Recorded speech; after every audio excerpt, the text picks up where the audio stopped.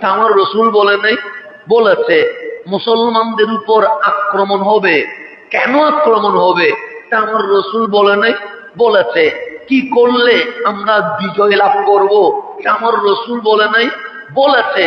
কিন্তু আমরা মুসলমান এই কথাগুলোর উপর আমল করতে পারি নাই। দোষ নবীরও না, দোষ কোরআনেরও না, দোষ ইসলামেরও না, দোষ আল্লাহরও না, দোষ কার?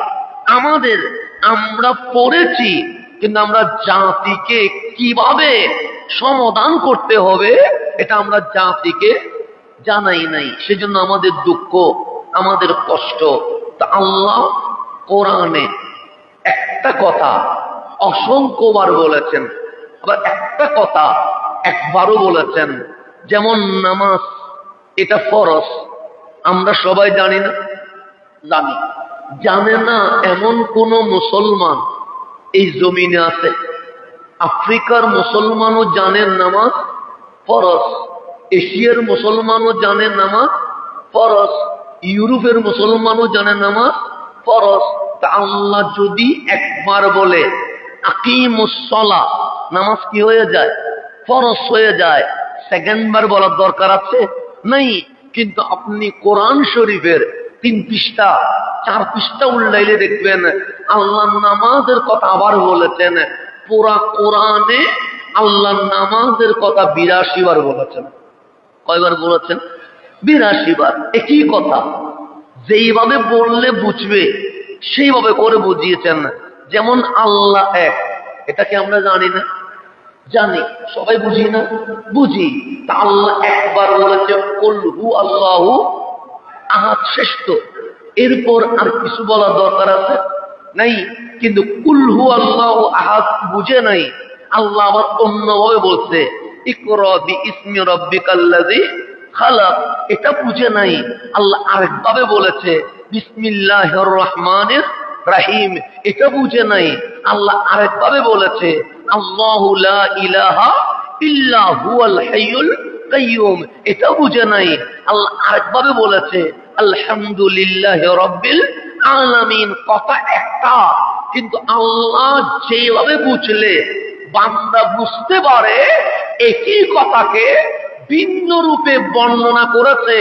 কথা একটা কিন্তু বর্ণনা করেছে ভিন্নভাবে। মেসেজ কয়টা? একটা, সেটা হচ্ছে লা ইলাহা ইল্লাল্লাহ। এটাই তো বুঝাইতে চাইছে, আর তো কিছু না। আল্লাহ চাচ্ছে বান্দা সূর্যের পূজা না করে, চাঁদের পূজা না করে, গাছের পূজা না করে, পাথরের পূজা না করে, গরুর পূজা না করে, এই মাথা মানুষের সামনে না ঝুঁকায়া বান্দা যেন আল্লাহর সামনে কপাল, নাক, হাত পা মাটিতে লুটায়া সুবহানা রাব্বিয়াল আলা বলে এটাই স্বীকৃতি দে, মালিক মাথা আমারটা সবার উপরে, আমার মাথার উপরে কারো মাথা নাই। আপনি আর বাঘ যদি দাঁড়ান আপনার মাথা উপরে, আপনি আর গরু যদি দাঁড়ান আপনার মাথা উপরে, আপনি আর বিড়াল যদি দাঁড়ান আপনার মাথা উপরে। তা আল্লাহ আপনার মাথাকে উপরে দিয়েছে আশরাফুল মাখলুকাত, এটা প্রমাণ করার জন্য ওই মাথা মাটির সাথে লাগায়া আপনি বলছেন সুবহানা রাব্বিয়াল আলা, আমি উপরে নয়, আমার রব সবার উপরে। এটার নাম সিজদা। এটার নাম কি? সিজদা। মাথা নিচে নামিয়ে দেওয়া, এটাই আল্লাহ চাচ্ছে, আর কোনো কিছু চাচ্ছে না। আল্লাহ কি আমার থেকে টাকা চাইছে, সম্পদ চাইছে, পরিবার চাইছে? কিছুই তো চাই নাই। আল্লাহ বলতে সব তুই নে, গড়, চাকরি, ব্যবসা, সংসার, খাওয়া, রিজিক, ঘুম সব তোকে দিয়ে দিয়েছি, তুই শুধু একটা কাজ করবি, লিয়াবুদুন, আমি আল্লাহ ইবাদত করবি, এটাই আমার চাওয়া। ওই ছাড়া আমার আর কোনো চাওয়া নেই। আল্লাহ আমাদের থেকে কোনো ডিমান্ড করছে? নিঃশ্বাস ফ্রি। আল্লাহকে এর বিপরীতে কোনো ব্যাট দিছে? দেয় নাই।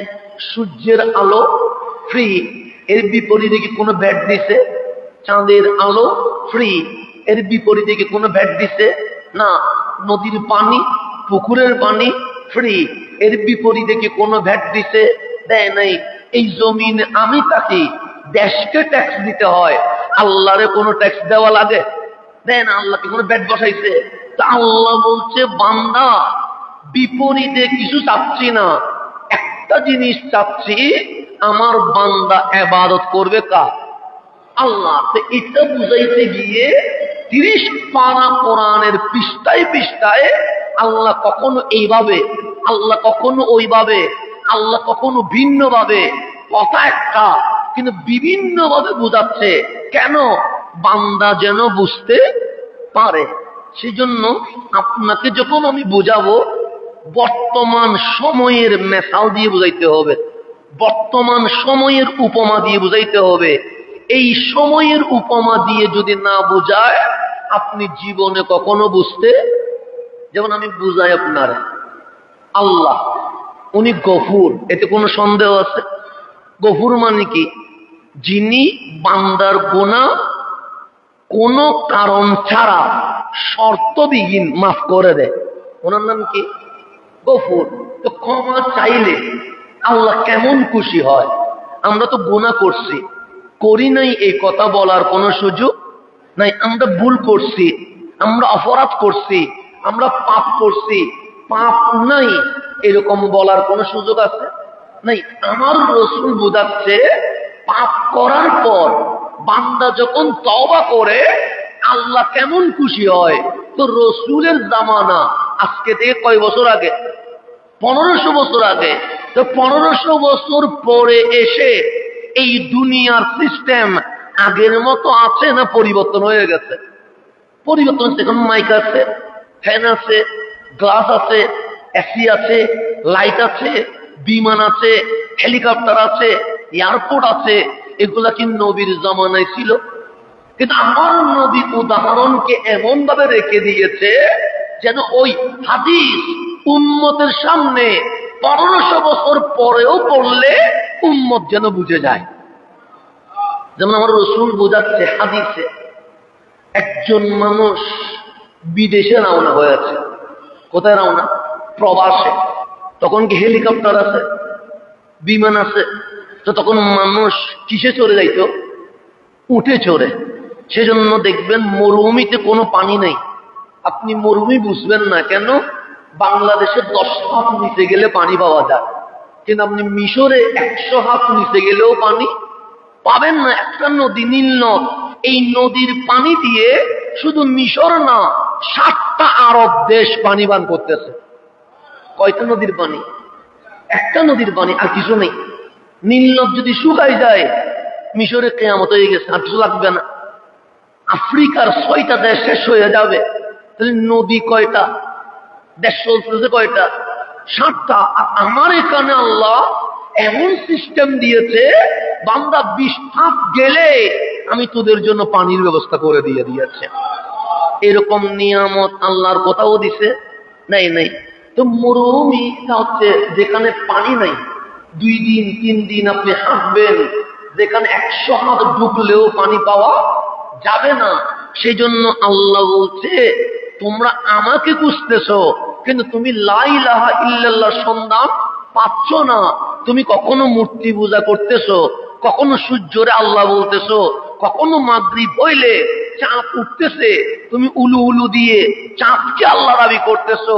আরে আমারে পূজার জন্য এত দূরে যাওয়ার দরকার নাই তো।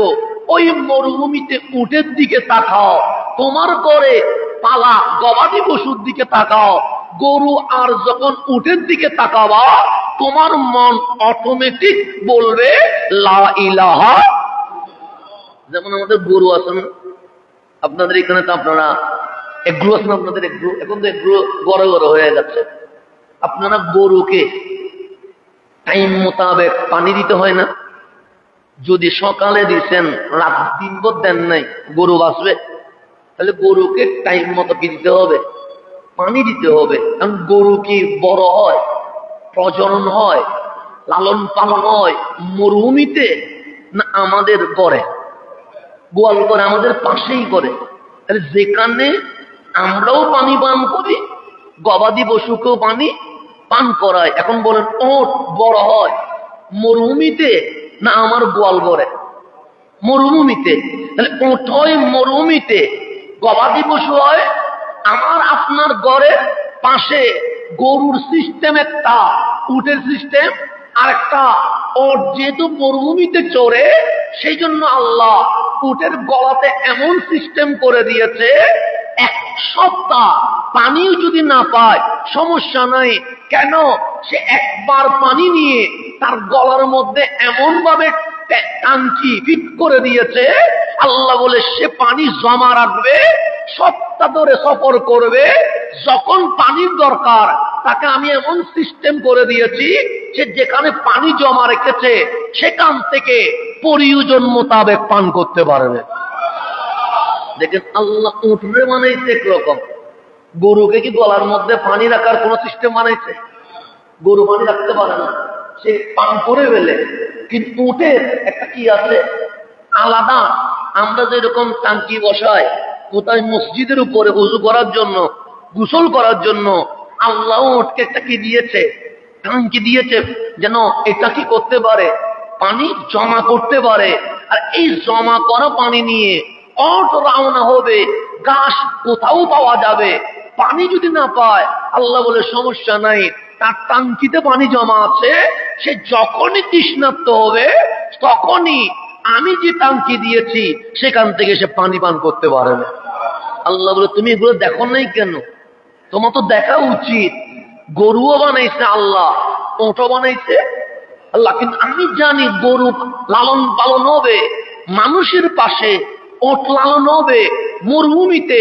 গরুর কি দরকার, ওটের কি দরকার, এই দরকার বলার আগে আমি আল্লাহ সমস্ত সমস্যা জন্ম থেকে সমাধান করে দিয়ে দিয়েছে। এখন ওট সফর করতেছে কাকে নিয়ে? প্রবাসীকে নিয়ে। তখন তার বিমান নাই, হেলিকপ্টার নাই, রকেট নাই, আপনি যে ফ্লাই করবেন এই সুযোগ আছে নাই। তো তখন সফর ছিল উটের উপর বসে 7 দিন, 14 দিন, 20 দিন। যেমন মক্কা থেকে আপনি ফিলিস্তিন ব্যবসা করবেন, যাইতে লাগে 7 দিন, আসতে লাগে 7 দিন। কয়দিন হয়? 14 দিন। আর এখন বিমান হওয়াতে আপনি 8 ঘন্টায় কি করতে পারবেন?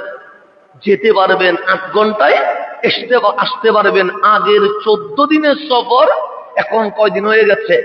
1 দিন হয়ে গেছে। সেজন্য আল্লাহ সময়কে এমন শর্ট করে ফেলেছে, 2 জুমা আগে আমি জুমা পড়াইছি, আজকে এসে জুমা পড়াচ্ছি, আমার কাছে মনে হচ্ছে মাঝখানে 1 দিন গেছে। সময় কি যাচ্ছে? আগে সময়ের বরকত ছিল, এখন সময়ের কোনো বরকত আছে? কেন? আল্লাহ যত স্পিড হবে তোমার কাজ, সময় তত কি হয়ে যাবে? দ্রুত চলে যাবে। সেজন্য বছর চলে যাচ্ছে, যুগ চলে যাচ্ছে, শতাব্দী চলে যাচ্ছে, মুহূর্তের ভেতরে সূর্য উঠেছে, ডুবতে বেশিক্ষণ লাগছে না। এখন রোজা রাখলেও দেখবেন যে কষ্ট হয় না। কেন?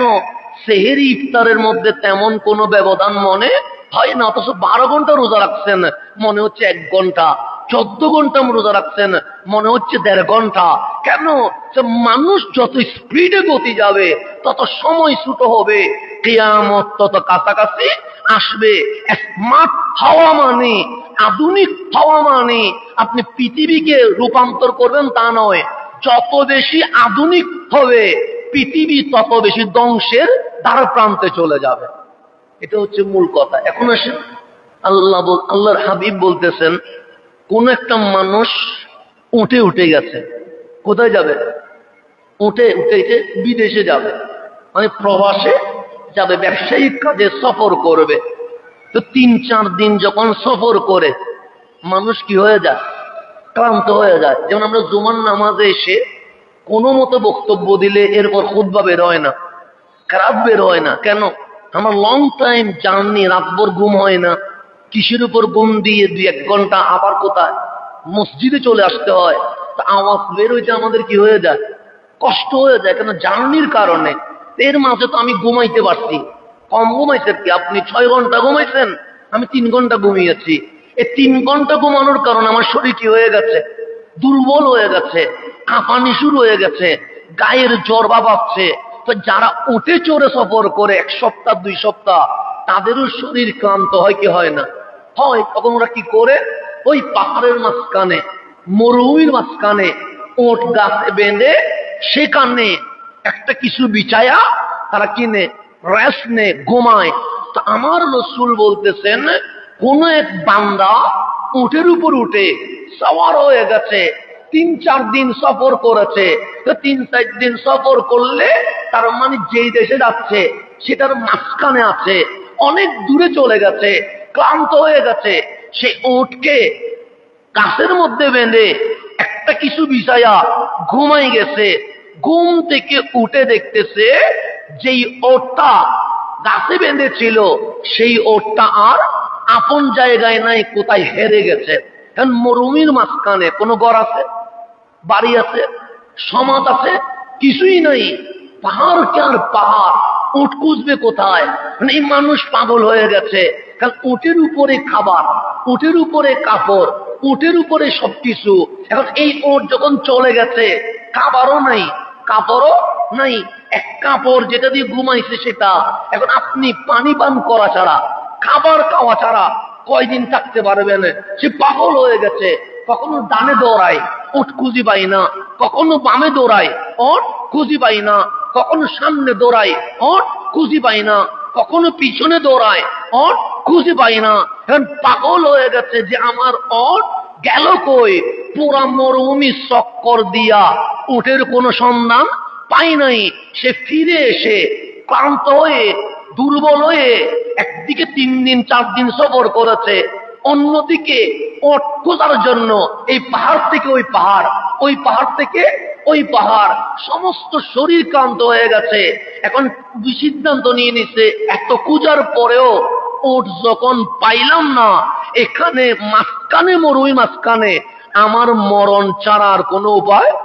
কারণ আমাকে কে নিয়ে যাবে, আমাকে কে আশ্রয় দিবে? যেমন আমি যদি এখানে গাড়ি খারাপ হয়ে যায়, কারো বাসায় উঠতে পারবো, একটা সিস্টেম আছে। আমার গাড়ি খারাপ হয়ে গেল, আমি বলতে পারবো যে আমাকে কারো ঘরে কিছুক্ষণের জন্য কি বানান, মেহমান বানান, এটা বলার সুযোগ আছে।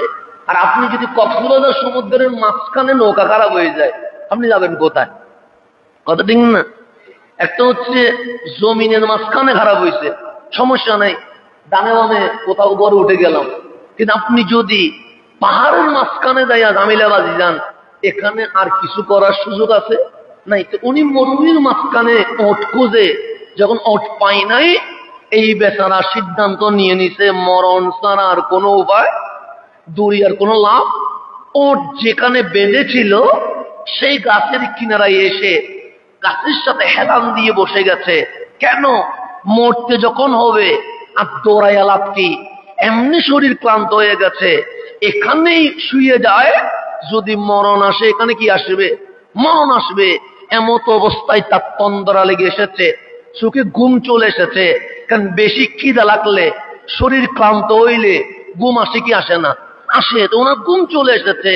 হঠাৎ ঘুম ভেঙে দেখতেছে যেই ওট হারাই গেছিল সেই ওট আবার তার চোখের সামনে দাঁড়ায় আছে। তার কেমন লাগবে? এটা অনুভূতি প্রকাশ করা যাবে? যেই মানুষ 5 মিনিট আগেও সিদ্ধান্ত নিচ্ছে আমি কি যাব, মারা যাব, কেন আমার ওট হারিয়ে গেছে। ওটের উপর খাবার ছিল, খাবারও ওট নিয়ে গেছে। আমি পাহাড় ঘুরে দেখলাম, ওট খুঁজি পাইলাম না, তা আমি তো এখানেই মারা যাব। সে গাছে হেলান দিয়ে বসেছে। কেন? মরার অপেক্ষায়। 1-2 দিন গেলে এমনিতে আমি ক্ষুধার যন্ত্রণায় কি হয়ে যাব, মারা যাব। সে চোখ খুলে দেখে ওট চলে এসেছে। ওট আসলে একটা মানুষ মরণ থেকে বাঁচার কারণে যেই রকম খুশি হবে, আমার রসুল বলছে এক গুনাহগার বান্দা তওবা করলে আমার মালিক এর চেয়ে আরো বেশি খুশি হবে। আরো বেশি কি হয়? এখন আপনাদের জন্য আমি বুঝাই, ওট মরুভূমির মাঝখানে। আপনি বলবেন এগুলো কি বলতেছেন? আমরা কখনো ওটের ভিডিওতে উঠি নাই, আর মরুভূমি কি এটা দেখিও নাই। মরুভূমিতে তো পানি থাকে না, আপনি বলছেন। আমি তো মরুভূমিতে যাই নাই। এখন আপনি কিছু বুঝছেন, যদিও এটা কল্পনা করছেন, কিন্তু আপনি পারফেক্টলি 100% বুঝেন নাই। এখন এটাকে আমাকে বর্তমান সময়ের আলোকে আপনাকে বুঝাই দিতে হবে যে তওবা করলে আল্লাহ কিভাবে খুশি হয়। যেমন এখনকার মানুষ উঠে সরে বিদেশে যায়। তা আপনি ধরেন দুবাই প্রবাসী, কেন আপনি কি উঠে উঠবেন? ঘোড়ায় উঠবেন? আপনি উঠবেন কোথায়? বিমানে। তো আপনাকে বুঝাইতে হবে বিমান দিয়ে। তখন আমার রসুল আউট দিয়ে বুঝাইছে, এখন আমাকে বুঝাইতে হবে এরোপ্লেন দিয়া, এয়ারপোর্ট দিয়া, পাসপোর্ট দিয়া। কেন? এগুলো দিয়ে বুঝাইলে তো আপনি এখন বুঝতে পারবেন। এখন আউট দিয়ে বুঝাইলে আপনি কখনো বুঝাইতে পারবেন না।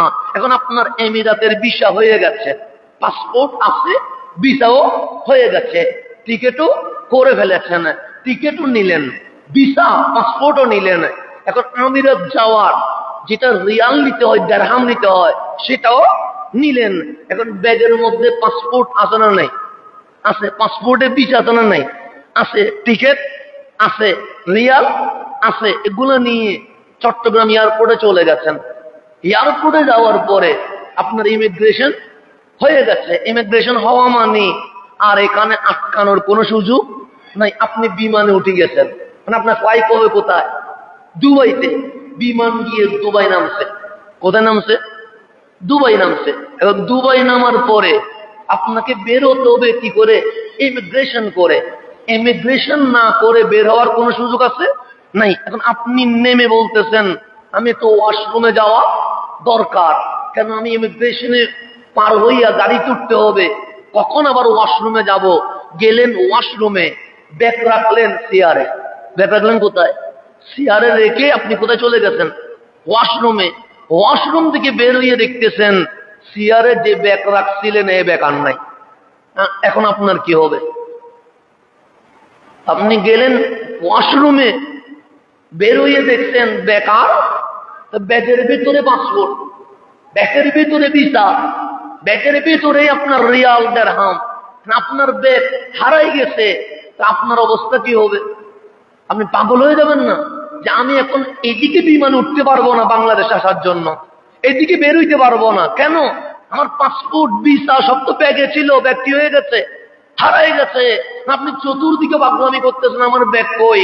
কখনো ওখানে গিয়ে বলতেছেন আমি ব্যাগ হারাই ফেলছি, কখনো এয়ারপোর্টে অ্যালাউন্স হচ্ছে যে অমুক এক প্রবাসী তার ব্যাগটি হয়ে গেছে, হারিয়ে গেছে। সে যদি ব্যাগ না পায় পাসপোর্ট পাবে না, পাসপোর্ট যদি না পায় ইমিগ্রেশন হবে না, ইমিগ্রেশন যদি না হয় সে দুবাইতে যেতে পারবে না। আর পাসপোর্ট যদি না পায় তাকে ব্যাক করাও কি হবে না, সম্ভব হবে না। এখন কি হবে? সারাদিন অ্যালাউন্স হচ্ছে, সারাদিন আপনি পাগলামি করলেন, আপনি পাসপোর্ট ভিসা ব্যাগ পান নাই, আপনার অবস্থা কি হবে? আপনি কেমন করবেন? আপনি অক্লান্ত পরিশ্রম করলেন, সারাদিন এয়ারপোর্টে ঢুকলেন, মুখ দিয়ে পানি যায় না, মুখ দিয়ে খাবার যায় না, সারাদিন ক্লান্ত হওয়ার পর যখন রাত এসে গেছে আপনি বুঝছেন আমার কোনো গতি নাই, এখান থেকে হয়তো আমাকে জেলখানায় যেতে হবে, অন্যথায় আমার ফিরার কোনো সুযোগ নাই। আপনি চেয়ারে বসে গেছেন যেখানে ব্যাগ হারাইছে, 5 মিনিট পর চোখ খুলে দেখেন আপনার পাশে হারানো ব্যাগ বসে আছে। কেমন লাগবে? আপনার অনুভূতি কেমন হবে? আপনি সারাদিন দৌড়ার পরে, ঘুমানোর চোখ লেগে আসার পরে, ব্যাগ পাওয়ার পরে যেই আনন্দিত আপনি হবেন, আল্লাহ বলে বান্দা তুই তওবা করলে এর চেয়ে কোটি গুণ খুশি আমি আল্লাহ তোমার উপর হয়ে যাব। এক্সাম্পল বর্তমান যেটা মিলে সেটার সাথে দিতে হবে। তা আল্লাহ দুনিয়াকে এমন ভাবে উদাহরণ দিয়েছে। সূরা হাদীদের 20 নম্বর আয়াত। কয় নম্বর আয়াত? 20 নম্বর। এখন তো জুমার দিন, শীতকাল, সময় খুব দ্রুত চলে যাচ্ছে। সূরা হাদীদের 20 নম্বর আয়াত। এটা আমি আগেও পড়েছি, বাংলাদেশেও পড়েছি, মিশরেও পড়েছি। সূরার তাফসীর আমি বিভিন্ন পরীক্ষার খাতায় উত্তর লিখেছি, কিন্তু এই আয়াতের প্র্যাকটিক্যাল আমি বুঝি নাই। কিন্তু আমার যখন 2টা সন্তান হয়েছে, এরপরে যখন সূরা হাদীদের এই 20 নম্বর আয়াত আমি পড়েছি, আমি দেখলাম আমার আল্লাহ দুনিয়ার যে উদাহরণ দিয়েছে এটা শুধু কথাই দেয় নাই, আমার আল্লাহ এই দুনিয়ার উদাহরণ সম্পূর্ণ ভিডিও চিত্রে দিয়ে দিয়েছেন। আল্লাহ দিয়েছেন, এটা আমি বুঝি নাই, আজকে বুঝতেছি। সূরা হাদীদের, সেজন্য কোরআন এটা কি কি জিনিস, যত বেশি ডুব দিবেন তত বেশি মনে হবে আটলান্টিক মহাসাগর, যেটার কোনো কুল কিনারা নাই। আমি আগেও পড়েছি, ক্লাস 8-এও পড়েছি, কিন্তু আমি অনুবাদ পড়ে উত্তর দিয়েছি। আমি জামিয়াতেও পড়েছি, কিন্তু এটা অনুবাদ পড়ে উত্তর দিয়েছি। আমি আল আজহারেও পড়েছি, এটা আমি অনুবাদ পড়ে উত্তর দিয়েছি, কিন্তু প্র্যাকটিক্যাল আমি বুঝি নাই। কিন্তু এখন যখন আমি জুমার জন্য এই আয়াতকে স্টাডি করছিলাম, তখন আমার কাছে এটা কথা মনে হয় নাই যেন আমার আল্লাহ পুরা দুনিয়ার আমার জীবন সম্পূর্ণ ভিডিও একসাথে করে দিয়ে এমন প্র্যাকটিক্যাল উদাহরণ দিয়েছে, এখান থেকে সরে যাওয়ার কোন সুযোগ।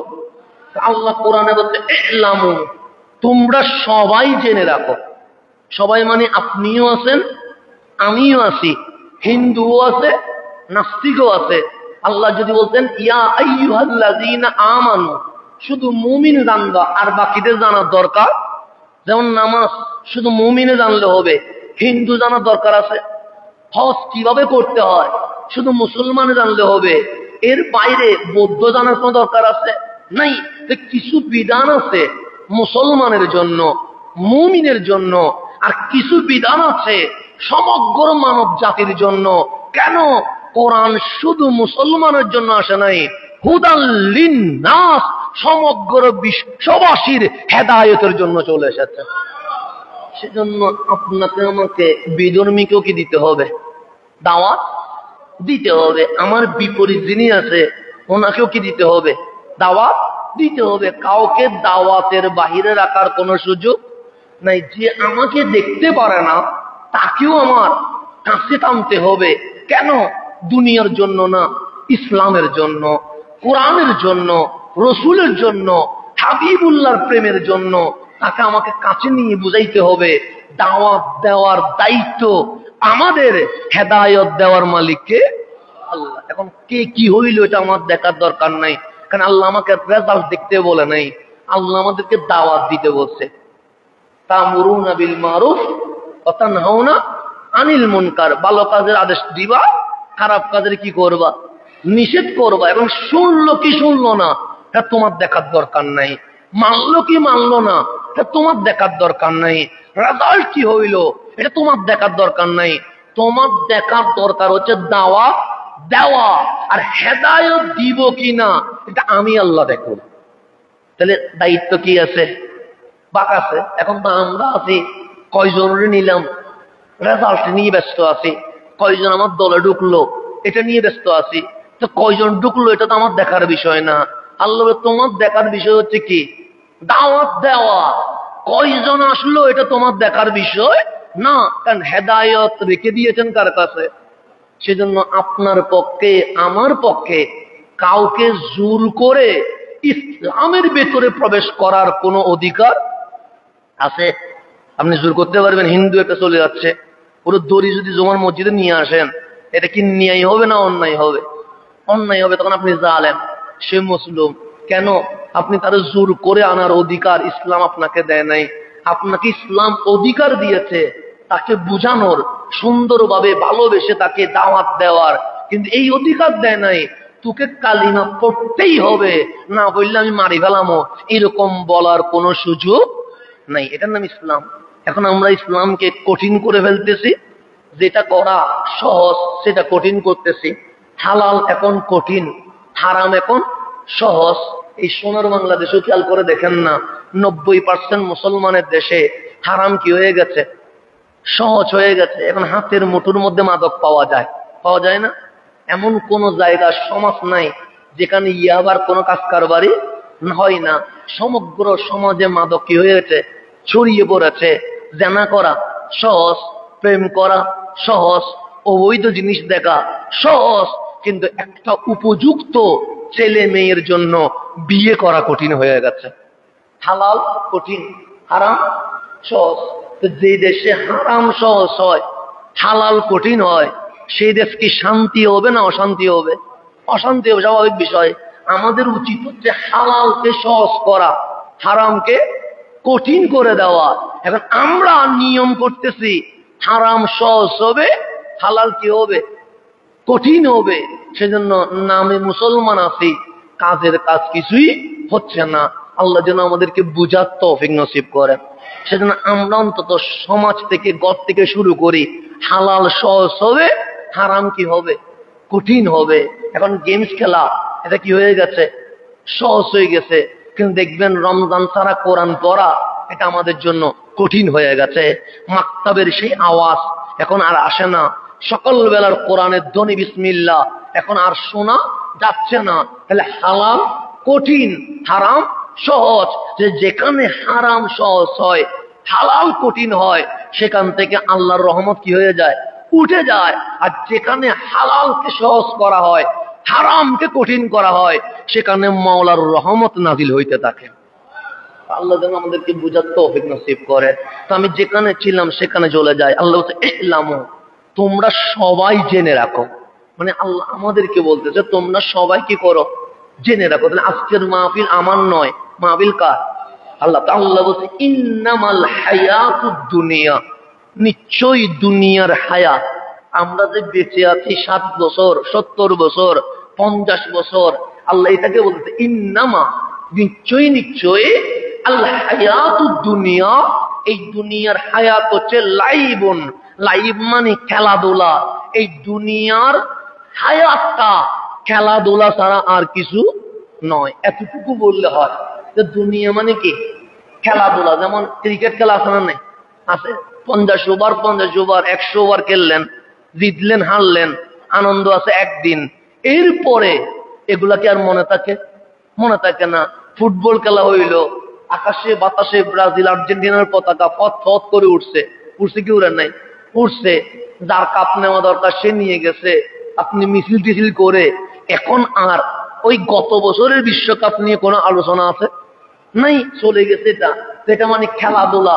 খেলাধুলা মানে যেটার কোনো স্থায়িত্ব নাই, যেটা আনন্দ 5 মিনিট 6 মেরেছে, সবাই চিল্লাই উঠছেন। 10 বছর যদি জিজ্ঞেস করি ও 6 মারছিল, তুমি চিল্লাইলা কেন? ও বলবে এটা তামাশা, তারা কিছুই ছিল না। কি জন্য যে করছিলাম নিজেই তো বুঝতেছি না। কথা ঠিক না? এগুলো আমাদের জীবনে হয় কি হয় না? হয়। এক সময় আমরাই তো ব্রাজিল হারলে কান্না করতাম, আর্জেন্টিনা হারলে কান্না করতাম। আর এখন অন্যের কান্না দেখে হাসি পায়। এগুলা কাঁদে কেন আমি তো নিজেও বুঝি না। এরকম হয় কি হয় না? হয়। তাহলে আল্লাহ বলছে ইন্নামা, নিশ্চয়ই নিশ্চয়ই, আল হায়াতুদ দুনিয়া, দুনিয়ার হায়াত হচ্ছে লাইবুন, খেলাধুলা। এতটুকু বললে হয়। এরপর আল্লাহ থামে নাই। আল্লাহ বলছে ওয়াল্লাহুন, এটা বিনোদন, কৌতুক। এই দুনিয়া হচ্ছে খেলাধুলা, এই দুনিয়া হচ্ছে কৌতুক, এটা বললে হয়। এরপর ওয়াজিনাতুন, এই দুনিয়া হচ্ছে সৌন্দর্য প্রদর্শন, এতটুকু বললে হয়। আল্লাহ থেমে যায় নাই। তাফাখুরুন বাইনাকুম, পরস্পর অহংকারের এক বিশাল প্রতিযোগিতা, এটার নাম দুনিয়া, এটা বললে আল্লাহ হয়ে যায়। এরপর আল্লাহ বলছে ওয়াতাকাসুরুন ফিল আমওয়ালি ওয়াল আওলাদি, এই দুনিয়া হচ্ছে সম্পদ আর সন্তান বৃদ্ধির এক প্রতিযোগিতা। এই সারা দুনিয়া বলে আর কিছুই। এখানে আল্লাহ প্রথম বলছে দুনিয়া মানে লাইবুন, লাইব মানে খেলাধুলা।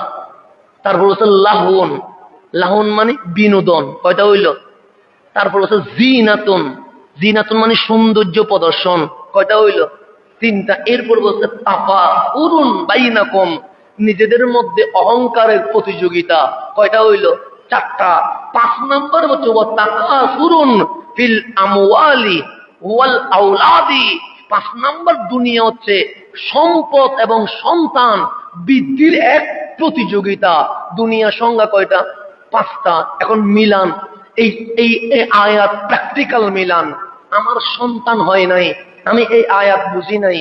আমার সন্তান হয়েছে, এই আয়াত আমি বুঝিয়েছি। আপনার ঘরে সন্তান হয়েছে, ছেলে হোক মেয়ে হোক, ছেলেও মানুষ মেয়েও মানুষ। এখন এই ছেলে মেয়ে যখন হয়েছে, প্রথম 2-3 মাস তার কোনো চাহিদা আছে? নাই। সে ঘুমাবে, খাবে, পেশাব পায়খানা করবে, এই ছাড়া আর কোনো চাহিদা আছে? কোনো চাহিদা নাই। 6 মাস চলে গেল, আপনার বাচ্চা এখন একটু একটু কি করতেছে? আওয়াজ করছে, বসার ট্রাই করছে, সোজা ঘুমাইছেন উল্টানোর কি করতেছে? ট্রাই করতেছে। তখন বাচ্চার একটু চাহিদা বাড়ছে। কি চাহিদা? মা তার সাথে খেলবে, বাবা তার সাথে খেলবে, মামা চাচা ফুফু তাকে কি দিবে, সময় দিবে। তাহলে বাচ্চার প্রথম চাহিদা হচ্ছে লাইবুন, খেলাধুলা। সেজন্য আল্লাহ বলছে দুনিয়ার হায়াত মানে খেলাধুলা। এটা বাচ্চা যখন 6 মাস 9 মাস 1 বছর হয়, তখন বাচ্চা শুধু কি করতে চায়, খেলতে চায়, শুধু খেলতে চায়। এই খেলা ছাড়া তার আর কোনো স্বপ্ন আছে নাই তো। 1.5 বছর যখন হয়ে গেছে, কোনো বাচ্চা গরু পছন্দ করে, কোনো বাচ্চা ঘোড়া পছন্দ করে, কোনো বাচ্চা কার পছন্দ করে, কোনো বাচ্চা পুতুল পছন্দ করে। এরকম বাচ্চার অসংখ্য পছন্দ আছে না নাই? আছে। মা গেছে বাচ্চার জন্য শীতের কাপড় কিনবে, কিন্তু বাচ্চা শীতের কাপড় প্রতি আকর্ষণ নাই। খেলনার দোকানে কি চলে গেছে, চোখ চলে গেছে। এখন সেখানে দেখতেছে একটা মাছ, মাছের খেলনা। সেই খেলনা দেখে বলতেছে মা এটা কি করতে হবে, কিনে দিতে হবে। মা বুঝাই বাবা করে বের করছি শীতের কাপড় কেনার জন্য, খেলনা কেনার জন্য না। কিন্তু সে পুরা গাড়িতে কান্না করতেছে আমার এটা লাগবে। কারণ মা দোকানে যায়, শান্তি দেয় না। স্যান্ডেল কিনে শান্তি দেয় না, সোয়েটার কিনে শান্তি দেয় না, মাফলার কিনে শান্তি দেয় না। তার এগুলোর মধ্যে চোখ নাই। চোখ আছে কোন দিকে? ওই খেলনা ঘোড়ার দিকে। আমার ঘোড়াটা কি হতে হবে, লাগবে। কত আকর্ষণ তার ঘোড়ার প্রতি। মা আন্না হইতে ঘোড়াটা কি গড়ে দিয়েছে, কিনেছে। কিনার পর সে এখনই নিয়ে নিবে। মা বলে এখন দিব না, ব্যাগের ভিতর ঢুকাই শিকল দিয়ে বেঁধে দিয়েছে। তার কত আকর্ষণ, মা ঘোড়াটা দাও না আমারে। সে মা বলতেছে না, গড়ে গিয়ে তারপর কি করব, দিব। এখন সে ওই ব্যাগ ধরে বসে আছে, যেন মনে হচ্ছে ঘোড়াটা কেউ নিয়ে যাবে। একটু শিকল খুলতে চায়। মা বলে না, এখানে গাড়িতে খোলা যাবে না। কিন্তু সে ব্যাগ নিয়ে পড়ে আছে যে আমার ঘোড়া লাগবে। ঘরে গিয়ে বসছে, মা খেলনাটা দাও। কিন্তু মা বলতেছে না, আগে খাইতে হবে। এতদিন বাচ্চারা কোনো মতে খাওয়াইতে পারে না, কিন্তু এখন যখন খেলনা ব্যাগের ভিতরে, বাচ্চা এখন ডানেও তাকায় না, বামাও তাকায় না, খাওয়া শুরু করছে। খাওয়া যখন শেষ, মা আস্তে করে ঘোড়া দিছে। ঘোড়া দিয়ে 2-3 ঘন্টা ভালো করে খেলছে। 2-3 ঘন্টা পর ঘোড়া এটা দিছে কোথায়, বিছানার নিচে ফেলে দিয়ে। এখন এটার প্রতি আর কোন আকর্ষণ আছে নাই। মা বলতেছে কি রে, যে ঘোড়ার জন্য তুই আমার মার্কেটে যাইতে যাস নাই, যে ঘোড়ার জন্য তুই আমার দিন রাত এক করে দিছস, ঘোড়া কই? সে 3 ঘন্টা পরে বলবে আমি জানি না। তাহলে এই 3 ঘন্টা পর্যন্ত আকর্ষণ ছিল, এরপর কোন আকর্ষণ আছে? এটার নাম লাইবন। লাইবন মানে খেলাধুলা। কারণ বাচ্চা যখন 2 বছর চলে গেছে, এখন আর খেলাধুলা ভালো লাগে না। 3 বছর যখন চলে গেছে, এখন খেলাধুলা ভালো লাগে না। এখন কি ভালো লাগে? লাহন। লাহন মানে বিনোদন ভালো লাগে। মা আমি নাটক দেখবো, আমি গেমস খেলবো, আমি সিনেমা দেখবো, আমি ক্রিকেট খেলবো, আমি ফুটবল খেলবো। এগুলোর নাম কি? বিনোদন। সে বিনোদনের মধ্যে মত্ত হয়ে গেছে। 6 বছর চলে গেছে, সে বিনোদন চায়। 10 বছর চলে গেছে, সে বিনোদন চায়। যখন 10-12 বছর উত্তীর্ণ হয়েছে, এখন আর বিনোদন গেমস ভালো লাগে না। এখন আর ওই যে বিনোদনের মধ্যে সিনেমা ভালো লাগে না। এখন কি ভালো লাগে? ওই এখন হচ্ছে জিনা। জিনা মানে সৌন্দর্য কি করা, প্রদর্শন করা।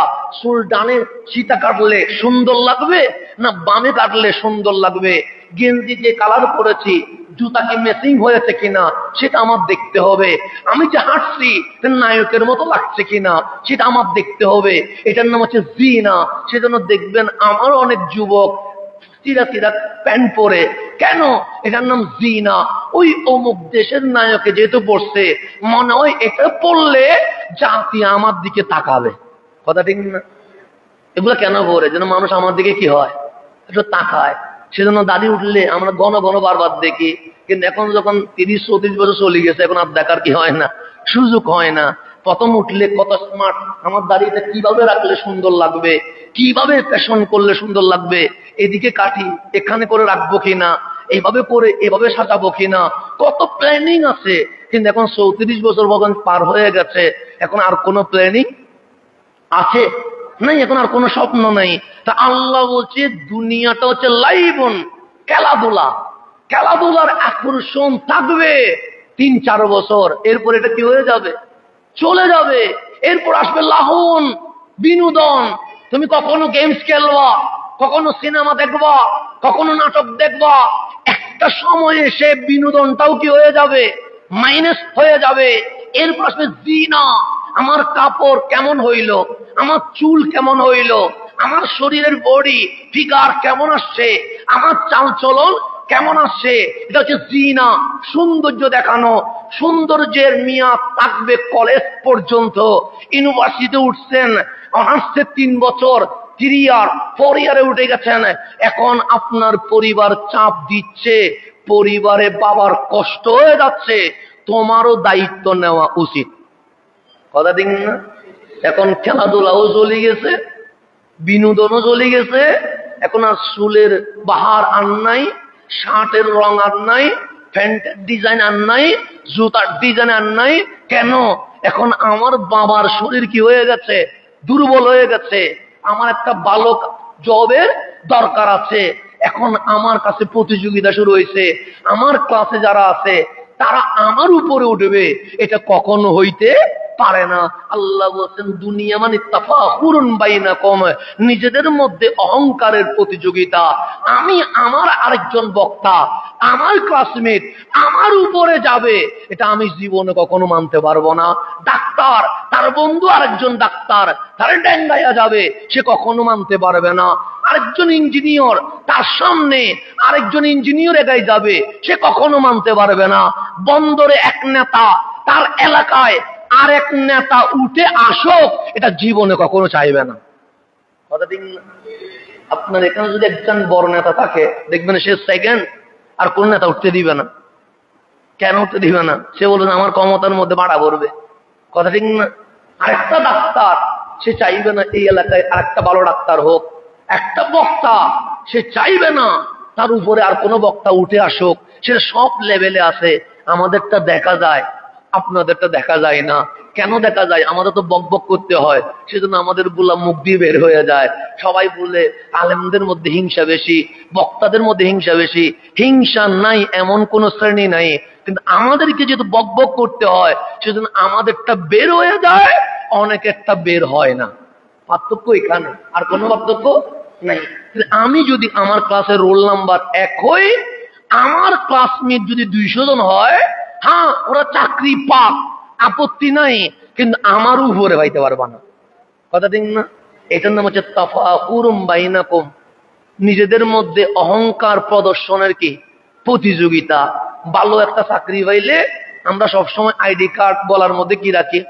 ঝুলাইয়া রাখি। কেন? মানুষকে দেখায়, দেখো আমার কোম্পানি, আমি কোন ব্র্যান্ডে চাকরি করি, দেখো। এরকম হয় কি হয় না? হয়। তো আল্লাহ বলছে দুনিয়া মানে লাইফ, খেলাধুলা, এটা 2-3 বছর থাকবে, এরপর এটা হারাইয়া যাবে। তারপর লাহন, লাহন মানে বিনোদন, ফেসবুক বিনোদন, ইউটিউব বিনোদন। এগুলো আমরাও এক সময় ফেসবুক ইউজ করেছি, এখন আর ফেসবুক ইউজ করতে মন চায় না। এই বিনোদনের বয়স 12, 13, 14, 15 পর্যন্ত টিকবে। এরপর তোমাকে মনের মধ্যে আসবে জিনা, আমার সৌন্দর্য প্রদর্শন করতে হবে, আমাকে দেখলে মানুষ ক্রাশ খেতে হবে, আমাকে দেখলে মানুষ যেন বলে ওয়াও তার মতো ছেলে হয় কেমনে। সেজন্য চুল একবার ডানে ফেলি, আরেকবার বামে ফেলি, একবার ডানে থেকে চেঁচে ফেলি, আরেকবার বাম থেকে চেঁচে ফেলি। দুনিয়ার এই চেহারার মধ্যে কত প্রকার ক্রিম দেই, তার কোনো হিসাব থাকে না। ড্রেস আপ কত চেঞ্জ করি, তার কোনো হিসাব থাকে না। এটার মেয়াদ হচ্ছে কলেজ লেভেল পর্যন্ত। ইউনিভার্সিটিতে উঠে গেছেন, পরিবারের তাগাদা শুরু হয়েছে যে আমার দায়িত্ব নিতে হবে। তখন আপনার মনের মধ্যে আসছে না, রেজাল্ট আমার ভালো করতে হবে, ভালো একটা চাকরি করতে হবে, ভালো ব্যবসায়ী হইতে হবে। এটার মধ্যে আমার দুনিয়া কি হচ্ছে? চলছে তাফাখুরুম বাইনাকুম, নিজেদের মধ্যে অহংকার প্রদর্শন। চাকরিও হয়ে গেল, ভালো জায়গায় চলে গেছি, এখন আমার বিয়ে হয়েছে, সংসার হয়েছে, বাচ্চা হয়েছে। এখন আপনি অতীতের জীবন হিসাব করেন। আমার প্রথম খেলাধুলা ছিল, যেন এই জীবনে এসে মনে হচ্ছে খেলাধুলাটা অযথা ছাড়া আর কিছুই ছিল না। খেলাধুলা শেষ, বিনোদন আসলো, বিনোদনের পর মনে হচ্ছে বিনোদনটা আমার জীবনকে বড় ক্ষতি করে ফেলেছে। এরপর জিনা, আমার সৌন্দর্য প্রদর্শন আসলো, এটার মেয়াদ শেষ হয়ে গেছে, 30 পার হয়েছে। এখন আর আমার ক্লিন শেপ হয়েছে কিনা এটা দেখার সুযোগ হয় না। আমার চেহারা এখন আয়নার সামনে দাঁড়িয়ে আর জিজ্ঞেস করা হয় না হাসান তোমাকে কি সুন্দর লাগছে, কোন ড্রেস পরলে তোমাকে ভালো লাগবে, চুলের কালার, চুল কি এতটুকু আসবে না এতটুকু আসবে, কিভাবে করে তুমি চুলকে আঁচড়াবে, এটা আর স্বপ্ন দেখানো যায় না। সেজন্য জিনা সৌন্দর্য প্রদর্শনের বয়স আমার শেষ হয়ে গেছে, এখন আমার চাকরি লাগবে। তাফাখুরুম বাইনাকুম, নিজেদের মধ্যে অহংকার প্রদর্শন, চাকরি হয়ে গেছে, ব্যাংকে জব হয়ে গেছে, আপনার খাতুনগঞ্জে ব্যবসা হয়ে গেছে, বন্দরে আপনার বিশাল আপনার আসন অলঙ্কৃত হয়ে গেছে। এখন চাকরি যখন হলেন, বিয়ে যখন করলেন, বাচ্চা দুই একটা যখন হয়ে গেছে, এখন আর খেলাধুলাও নাই, বিনোদনও নাই, জিনা সৌন্দর্য প্রদর্শন নাই। বিয়ে করার পরে আর কোন সৌন্দর্য আসেনি নাই। আপনার জীবনটা খেয়াল করে দেখেন, আপনি আজকে বিয়ে করলেন, ধরে শুরু করেন, আজকে কি করলেন? বিয়ে করলেন, 1 মাস শেষ হয়েছে, একটা বিয়ের আমেজ আছে না নাই? আছে। বউ নিয়ে আপনি বের হয়েছেন, কোথাও যাবেন, বউ পড়ে গেছে ওষুধ খায়া, এরকম মাঝে মাঝে হয় কি হয় না? হয়। এখন ওষুধ খেয়ে পড়েছে, আপনি সহ্য করতে পারেন নাই, সাথে সাথে 2 হাত দিয়ে আলগায়া নিয়ে ফেলছেন। কথা ঠিক না? কত আদর করে কথা, যে বিবি আমার খেয়াল করে চলতে পারো না, তুমি যে পড়ে গেছো আমি ঠিক তাকি কেমনে, এরকম অনেক রোমান্টিক কথা বের হয় কি হয় না? হয়। বিয়ের 10 বছর হয়ে গেছে, ঠিক একই রাস্তা দিয়ে হাঁটছেন, বউ পড়ে গেছে, এখন আর খুলে নিবেন কেন? এখন আর খুলে নিচ্ছেন না কেন? 1 মাসের মাথায় আপনি কাঁধে নিয়ে ফেলছেন। কত রোমান্টিক কথা। সে ব্যথা পাইলে আপনি ব্যথা পান, সে কাঁদলে আপনি কাঁদেন। 10 বছর পরে যখন পড়ে গেছে, আপনি চিল্লা যাই, তোর চোখের মধ্যে কি সমস্যা, দেখে শুনে চলতে পারস না? তাহলে 10 বছর আগে একরকম, 10 বছর পরে আকর্ষণ আসেননি নাই? আল্লাহ দুনিয়াটা দেখ, তুই বিয়ে করেছিস 1 মাস হয় নাই, বউ পড়ে গেছিল, তুই আলগায়া কোথায় নিয়ে নিয়েছস? কাঁধে নিয়ে গেছস। বউ কাঁদছে বলে তুইও কাঁদলি। একই ঘটনা 10 বছর বড় হয়েছে, এখন চোখে পানি বের হয় না, এখন বউরে দমক দিচ্ছে, দেখে শুনে চলতে পারো না, চোখ কি মাথার উপর উঠে গেছিল কিনা, এরকম হইলে আমি চলবো কেমনে? এখন উল্টা গরম হয়ে গেছেন। তাহলে বিয়ের 1 বছর একরকম, বিয়ের 10 বছর পর আরেক রকম আকর্ষণ আছে নাই? চলে গেছে। সেই জন্য আল্লাহ বলতেছেন, দুনিয়া বিনোদন এটা শেষ হয়ে যাবে, দুনিয়া জিনা সৌন্দর্য প্রদর্শন এটা কি হয়ে যাবে? শেষ হয়ে যাবে। তাফাখুরুম বাইনাকুম, নিজেদের মধ্যে অহংকারের প্রতিযোগিতা, এটাও বিয়ের পর গিয়ে বাচ্চা 2টা যখন হবে, তখন বলবেন কি করছিলাম এগুলা না করলেও চলতো। আপনি যখন A+ জন্য কান্না করেছেন, এখন এসে 34 বছর পর আমি দাঁড়াইয়া বলতেছি A+ না হইলেও আমার দুনিয়া চলতো। এখন এসে আমি বলতেছি আমার A+ না হইলেও আমার দুনিয়া। কিন্তু সেই সময় আমার A+ এর জন্য কতজনের সাথে মাথা মারামারি হয়ে গেছে, না আমার লাগবে A+, এটা হবে না, এটা ছাড়তে পারবো না। কিন্তু 34 বছর পরে মিম্বরে বসে বলতেছি A+ না পাইলেও আমার দুনিয়া যাবে। কথা দিন না? তখন আমার কত মারামারি, এখন এসে বলতে না পাইলেও তো চলতাম। এখন এসে কি হচ্ছে, বাচ্চা যখন হয়ে গেছে, এখন বলছে তাকাসুরুম ফিল আমওয়ালি ওয়াল আওলাদি। এখন বাচ্চা, এই বাচ্চার জন্য আমার গাড়ি লাগবে, এই বাচ্চার জন্য আমার বাড়ি লাগবে, এই বাচ্চার জন্য আমার ব্যাংক অ্যাকাউন্টে কিছু টাকা লাগবে। এই বান্দা বাচ্চার জন্য পুরো দুনিয়াটা কি করে দিচ্ছে।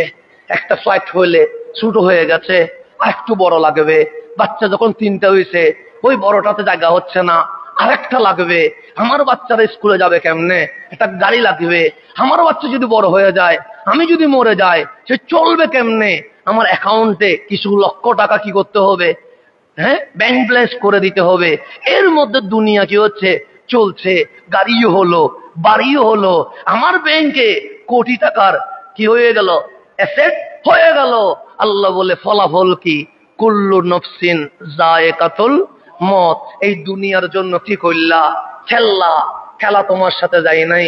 বিনোদন করলা, বিনোদন তোমার সাথে যায় নাই। জিনাত করলা, মানুষের সৌন্দর্য দেখাইলা, সৌন্দর্য তোমার সাথে যায় নাই। পরস্পর অহংকারের প্রতিযোগিতা করে তুমি সচিব আমলা হইলা, এটা তোমার সাথে যায় নাই। বিয়ে করার পর যখন সন্তান হয়েছে, এখন সন্তান আর মাল, এই 2টা ছাড়া আর কিছুই নাই। একজন বাবার স্বপ্ন কি, সন্তান আর মাল।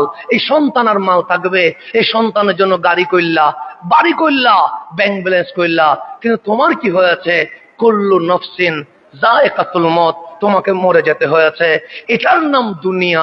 এই দুনিয়ার উদাহরণ এরপর বলছে কামাসালে গাইস, এখান থেকে দুনিয়া যে কাটাইলাম, প্রথম জন্মের পর খেলাধুলা, এরপর বিনোদন, এরপর সৌন্দর্য প্রদর্শন, এরপর পরস্পর অহংকারের প্রতিযোগিতা, এরপর আমার আওলাদ এবং আমার সম্পদ, এটা নিয়ে আমার দুনিয়া চলছে। এই দুনিয়ার পর আর কিছু আছে নাই। কুল্লু নাফসিন যায়েকাতুল মউত, আমি মরে গেলাম, এটার উদাহরণ কি হবে, তার বাস্তবতা কি হবে? কামাসালি গাইসিন বলে আল্লাহ বিস্তারিত আলোচনা করেছে, কিন্তু সময় আমার কি হয়ে গেছে, শেষ হয়ে গেছে। এই কামাসালি গাইস থেকে ইনশাআল্লাহ আগামী জুমায় আমরা কি করব, কন্টিনিউ করব ইনশাআল্লাহ। এখানে জাস্ট দুনিয়াটা চিত্র তুলে ধরছে। আল্লাহ যে 5টা কথা বলেছে, এটা আমাদের জন্ম থেকে বুড়া হওয়া পর্যন্ত মিলেছে না মিলে নাই? এখানে কোনো কথাকে আল্লাহ মিথ্যা বলছে? আল্লাহ বলছে তুমি জন্মের পর প্রথমে খেলাধুলা করো, এরপর বিনোদন করো, এরপর সৌন্দর্য প্রদর্শন করো, এরপর পরস্পর অহংকারের কি করো, প্রতিযোগিতা করো, এরপর মাল আর আওলাদ নিয়ে তুমি কি থাকো, ব্যস্ত থাকো। এই 5টা ছাড়া দুনিয়ার আর কিছু আছে? হিসাব করে দেখেন। আল্লাহ যে দুনিয়ার মেসাল দিছে, এখানে কোনো কথা মিথ্যা আছে? এটা আমি বুঝি না। এখন দেখো না, আমার যখন সন্তান হয়েছে, ও দেখলাম 6 মাস পরে খেলতে চায়, বুঝে গেছি। এখন যখন 4 বছর হয়েছে, এখন আর খেলা নয়, এখন বলে বাবা গল্প বলো না, বাবা ওই গল্পটা কাহিনীটা বলো না। এখন সে বিনোদন চায়। কি চায়? বিনোদন চায়। এখন বিনোদনের পরে গিয়ে বলবে বাবা আমি ক্লাস 9-এ উঠেছি, আমার গেঞ্জি আর প্যান্ট কি হয় নাই, রঙে মেসিং হয় নাই, আমাকে মার্কেট থেকে কি কিনে দাও, জুতা প্যান্ট এবং ক্যাপ শার্ট, এগুলো এক কালার কিনতে হবে। কলেজ পর্যন্ত সে সেটাই করবে। কলেজের পরে গিয়ে তাকে যখন আমি বলবো আমার জন্য কষ্ট হচ্ছে, কিছু একটা করতে হবে, এখন আর চুলের ফ্যাশন থাকবে না, এখন আর গেঞ্জি কোন কালার থাকবে না, আমাকে মানুষ হইতে হবে। এখন অহংকারের কি চলবে, প্রতিযোগিতা চলবে। সে যখন বিয়ে করবে, তার সন্তান হবে, এখন আর অন্যদিকে খেয়াল করবে না। সন্তানকে মানুষ করার জন্য গাড়ি বাড়ি টাকা যা লাগে আমি মরণ পর্যন্ত সেটাই করে যাব। এটার নাম দুনিয়া। এটার নাম কি? এরপরেরটা হচ্ছে সুন্দর কথা, এটা তো বললো আল্লাহ এতটুকু, এটা হচ্ছে অর্ধেক। এরপর একটা হচ্ছে আসল প্র্যাকটিক্যাল আল্লাহ মিলাইছে, এটা করে আমাদের লাভ কি হয়েছে, এটাই পরের কথা। কামাসালে গাইস, এখান থেকে আগামী জুমা কি হবে, শুরু হবে। এই পর্যন্ত যতটুকু হয়েছে আল্লাহ সর্বপ্রথম আমাকে অনুধাবন করার, এরপর আপনাদেরকে অনুধাবন করার তৌফিক নসিব করুক। আগামীকাল 15ই নভেম্বর, কতই নভেম্বর বললাম, মানে আগামীকাল শনিবার, 13 দফার দাবি নিয়ে বৃহত্তর সুন্নি জোটের পক্ষ থেকে লালদিঘির ময়দানে বিকেল 2 ঘটিকা থেকে জনসভা। উক্ত জনসভায় আপনাদের দাওয়াত রইল। আপনারা যারা যারা পারবেন নিজেদের অস্তিত্ব রক্ষায়, অস্তিত্ব জানান দেওয়ার জন্য উপস্থিতি হওয়া আমাদের ঈমানি দায়িত্ব। আল্লাহ যেন এই প্রোগ্রামকে কবুল করে নেয়। আমি